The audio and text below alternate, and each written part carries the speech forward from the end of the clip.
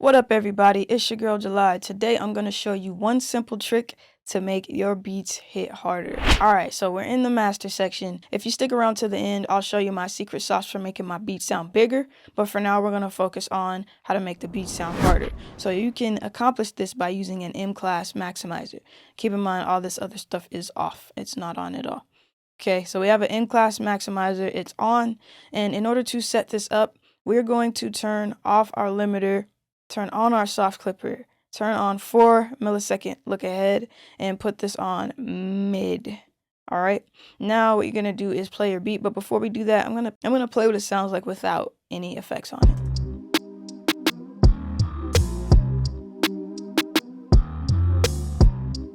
Still pretty hard because I had good sound selection, but this is going to make it even harder. So let's turn this back on.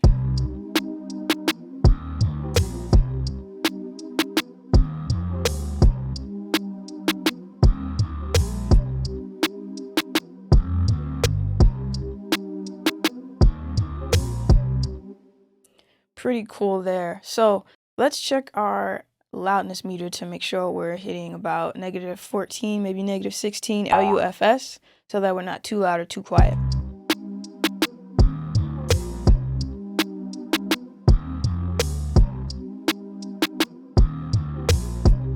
Awesome. -16 is great. Now, for a little bit of context, the reason why I turned off the limiter is because we don't want to brick wall our mix. Instead, we want to kind of softly brick wall our mix. So instead of a brick wall, let's call it a plastic wall or a styrofoam wall. It still allows for some protection, but it's not going to hinder anything from still being itself, right? So a limiter will shave everything off the top.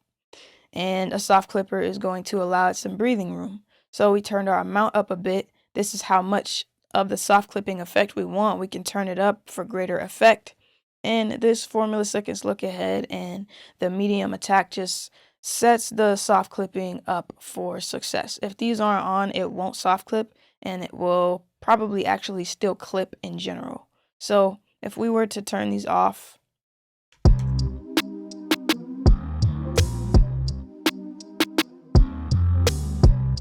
can see how we started clipping from there. So make sure that when you're soft clipping, you at least turn on the soft clipping LED here and bring up the amount.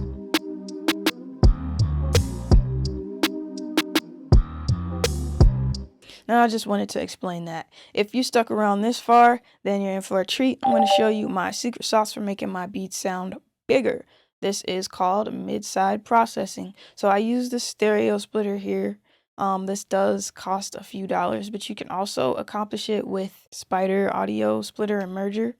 So what I'm doing here is splitting up the middle signal from the side signal. You can also use with that spider merger and splitter, you can use a stereo imager, and that will get the job done.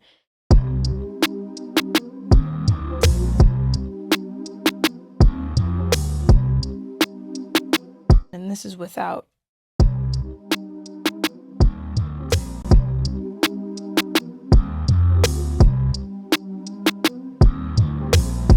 And now this is without our soft clipping. No soft clipping applied at all. Just no mid-side compression. And then we're going to add it back in.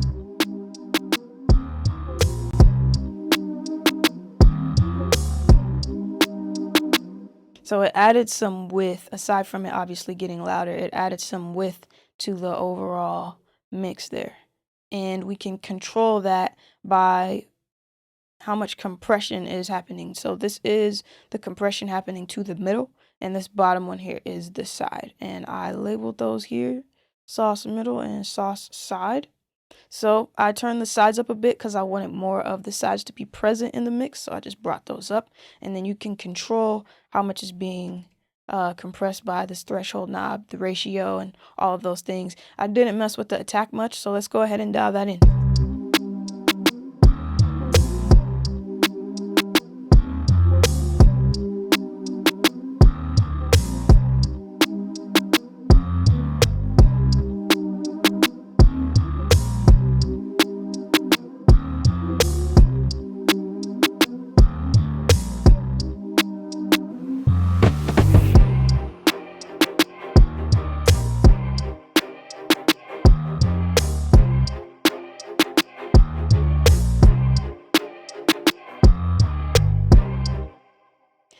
Also, what I did here on the mid was I made the attack slower and the release faster to allow those drums to punch a bit more.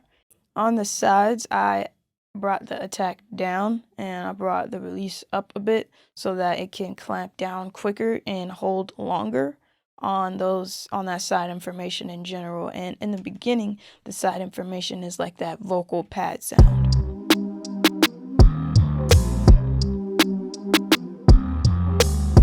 And we can hear that. The side is occupied by the hi-hat and some reverb from that vocal pad sound, as I was saying before. And this is the middle.